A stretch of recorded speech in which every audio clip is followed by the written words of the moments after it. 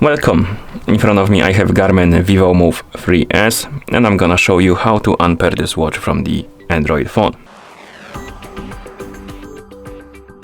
First we need to open the Garmin Connect application on the phone that is paired with our watch. So let's tap on the icon to open the app.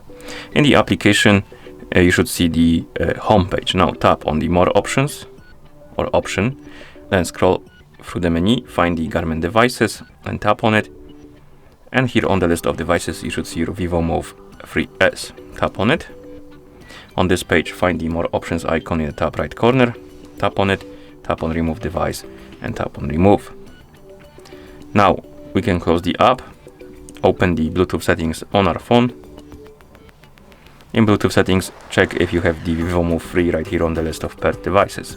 If it is here, tap on info, tap on unpair to remove it. And that's how you unpair this watch from the Android phone. Thank you for watching. If you found this video helpful, please consider subscribing to our channel and leaving a like on the video.